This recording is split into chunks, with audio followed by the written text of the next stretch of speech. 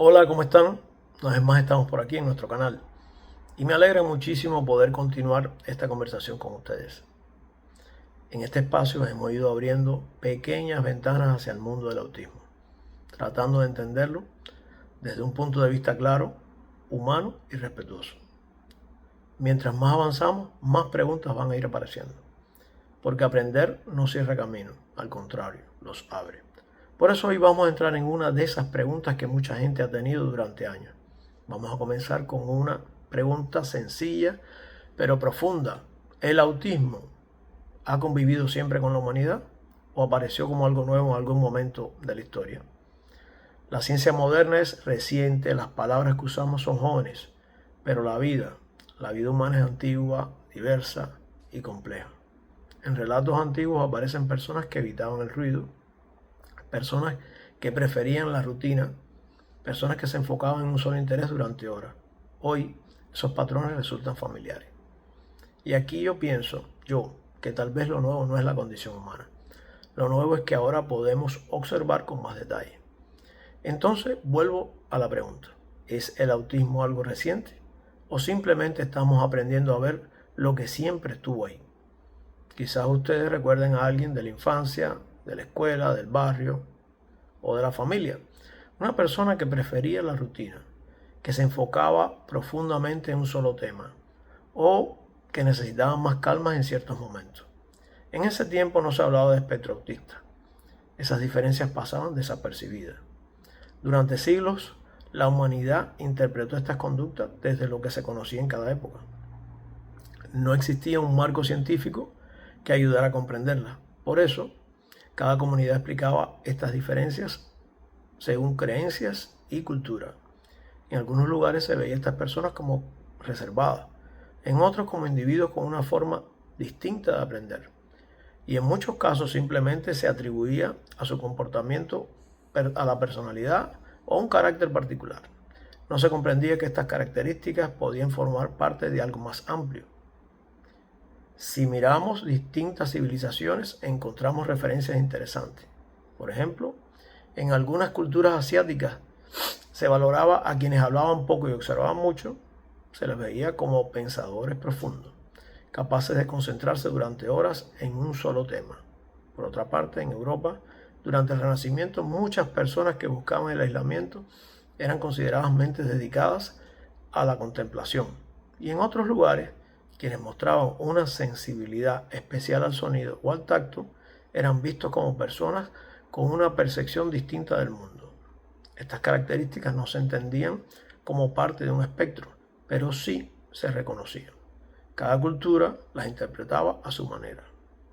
Durante ciertos periodos de la historia, especialmente en épocas como la Inquisición, cualquier comportamiento que se apartara de lo que se consideraba medianamente normal podía generar sospecha. Hay descripciones antiguas de personas que hablaban poco, que evitaban multitudes, que repetían ciertos movimientos o que necesitaban rutinas muy específicas para sentirse seguras.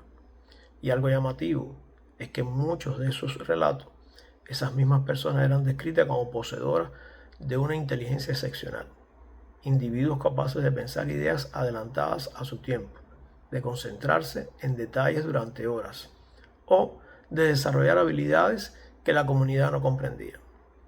En aquel entonces no había explicaciones científicas y lo desconocido se interpretaba desde la superstición o el miedo. Hoy, con el conocimiento actual, no podemos afirmar nada sobre esas personas, por supuesto, pero sí podemos reconocer que algunas descripciones antiguas se parecen mucho a las características que hoy entendemos con más claridad. Para entender la descripción científica moderna, aparecen tres nombres esenciales. Por ejemplo, el primero, Leo Kanner, un psiquiatra austroestadounidense, que en el 43 describió a 11 niños con patrones particulares de comunicación y organización. Kanner nació en el 1894 y su trabajo marcó un punto de partida. Después aparece Hans Asperger, un médico austriaco que en el 44 describió a niños con habilidades verbales más fuertes, intereses profundos y formas intensas de procesar la información. Asperger nació en 1906. Antes de ellos dos estaba la soviética Grunia Zukareva, una psiquiatra soviética que en 1925 describió patrones muy similares a los que hoy se reconoce dentro del espectro. Zuccarello nació en el 1891. Su trabajo quedó oculto por décadas. Hoy se reconoce como pionera. Cuando miramos hacia atrás, aparecen nombres reconocidos, personas cuyas conductas, según las descripciones de la época, resuenan con lo que hoy comprendemos como característica del espectro. Por ejemplo, Isaac Newton, nacido en el 1643, una vida solitaria, concentración profunda, preferencia por trabajar aislado. Nikola Tesla, nacido en 1856, sensibilidad marcada a estímulos, rutinas estrictas, ideas que lo acompañaban día y noche. Albert Einstein, nacido en 1879, lenguaje tardío en la infancia, procesamiento visual, tendencia a aislarse cuando estaba concentrado. Mozart, nacido en 1756, conductas repetitivas, sensibilidad especial al sonido. O Emily Dickinson, nacida en 1830, aislamiento social, necesidad de calma, manera única de expresarse. No se trata de diagnosticar, se trata de reconocer que estas variaciones humanas siempre han estado presentes.